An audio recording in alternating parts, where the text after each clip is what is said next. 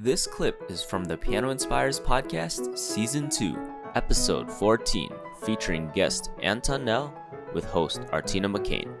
So what does college look like for you, and what was your mentorship like at that part of your career? Okay. So at this point, during that time in South Africa, there were wonderful opportunities for young people. So when I was 12, I had the opportunity to play with orchestra for the first time. I played the first movement of the Beethoven First Concerto, and a lot of other things sort of happened, not because of me necessarily. I think just because of my teachers Mm. steering me in the right way. And they said, jump, and I said, how high? Mm. And then when I was about 13 or 14, I went to this teacher in Johannesburg because my farm place, city was called Rustenburg. It's a big city now. Really didn't feel that he could take me further. And this man was phenomenal. His name was Adolf Hallis, and he was born in South Africa but left when he was about 18 or 19. He won a scholarship to go to Europe, and he was a Leschetizky student, who of course was a Liszt student, and he was phenomenal. He knew Debussy and Ravel and Britten. I have a Gaspard de la Nuit with Ravel's handwriting in it. Oh, wow. Yes, and he did phenomenal things, like he made the first ever recording of the Debussy Etudes for Decca, first ever. They're on YouTube. Mhm. He played the world premiere of the Hindemith Concerto. He with Sir John Barbaroli conducting. And he, of course, he heard Schnabel and Rachmaninoff and de Pachmann and Cortot and all of these people, and I heard this firsthand from him. Wow. So I was knocked out. But as a mentor, and I think that's one of the reasons I wanted to start teaching so early, was when I look back now at the level of guidance that I had at that age, you don't really, well, I'm not sure you know how to appreciate it at that age, but when I look back now, I think it was just phenomenal because he instinctively knew what I should be playing and when. Of course, I always wanted to play, things that were probably way too ambitious for me, and he was right. But eventually, I did get to them.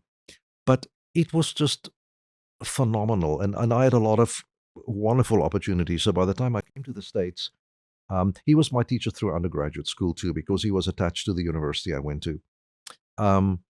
I was really ready. I had a substantial repertoire thanks to him, because he really wouldn't let me repeat. I was always learning new music. It was varied. I'd had many, many, many, many experiences playing with orchestra. I had a little radio show and a TV show that I used to do, um, and the education was almost beyond the piano too. He also spoke, about literature and visual art, and he was such a cultured man, and so I felt so privileged to have had that. And so when I came to the States, I was really ready. Wow. What an incredible mentor and guidance at such a young age. So, as you know, there's a lot of piano teachers that listen to this show. And what would you offer as advice if here they have sitting in their living room as a 12-year-old Anton? Like, how can they guide them? What should they do for a student like that? I think it's very important to have a very honest relationship with a student. I think no matter how young they are, I think the level of playing now is phenomenal. If I think back of my peers at that age, we didn't play music that was that difficult nor that advanced. And I would just always caution teachers, and I caution myself to that. One must be careful not to push too hard. Mhm. Um, I think the talent level is phenomenal, but I'm always a little nervous about, just the sheer ambition behind it all, and whether Mhm. that's not the sole cause of everything else.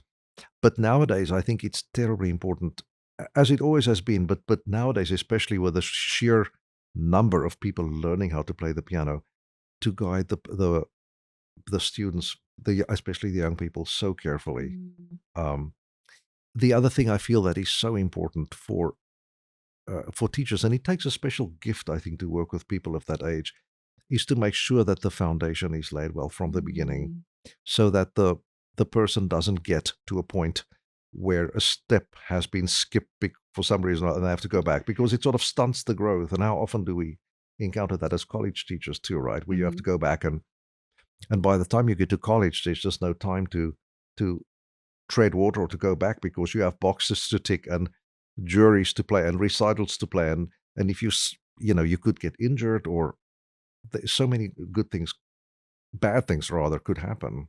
Yeah, that's great advice. Start with the fundamentals early and be careful about it too.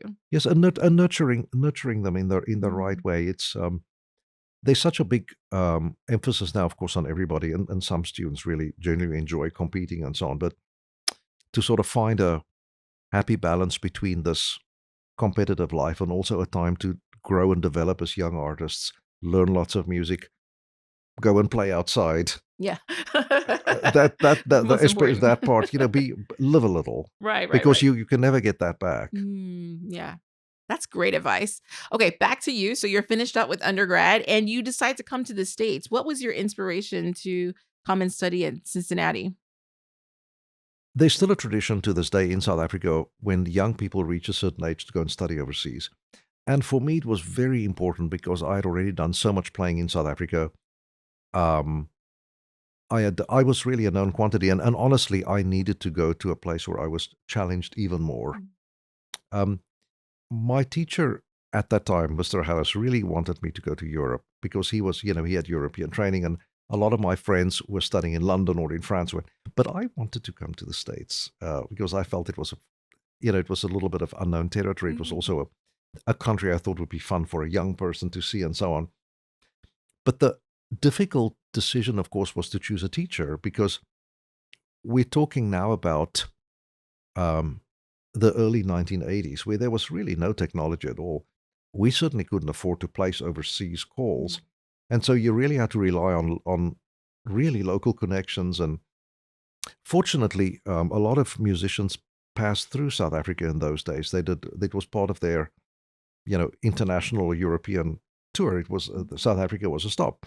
And so Mr. Shiki had played there. And so he was a known quantity. We knew where he taught. Um, my family didn't really feel comfortable sending me to New York, at that age, sort of leaving with two suitcases Oh. and there was and so we chose something a little bit smaller. Okay. But I mean, I love telling the story to my students. Without any internet, you had to write in longhand on a piece of paper, and the post office delivered the mail. So A the whole letter. the whole the whole anticipation is just amazing. And then, after a while, you receive application forms, and then you make a cassette, a tape. Oh, what is that? Exactly. And then, after a while, you sort of gradually hear back that they liked it. And you have a scholarship. Oh, it's very nice. And then at a certain point, you get traveler's checks, and you pack your bags and you say goodbye to your family. And, and I still remember with my friends, my teacher had a big international class, Mr. Shiki, and uh, we could call our family once a week for 5 minutes. That was all we could afford. So it was that kind of thing. So it was a little bit of a leap of faith to go into this thing. But it turned out that he was such a fantastic teacher for me. And again, a European trained and with such a rich history and a rich experience. And he, where my teacher in South Africa was the one who really put me on track. As I said, if he said jump, I just sort of simply said how high, and I did it. Mhm. Mr. Shiki was more, he realized that a point had come for me to find my own voice and to do this. And so he gradually stepped back and sort of weaned himself away. And I mean, in a way, that's one of the biggest gifts a teacher can give a student is to Mhm. not let them become clones of the teacher, but rather become themselves, Mhm. but understanding what the parameters are, of course. I valued that greatly. Yeah. And then I also studied for a year with Frank Weinstock, who was similar and also a superb musician and a terrific person. And I'm still very much in touch with him. So I'm very uh, glad and pleased, and I feel proud of my education. I really felt Mhm. that I had a great line of teachers, and um, never really had to sort of take a step back. So somewhere along the line, all of them really just put me on the right trajectory, and I continued with it. Yeah.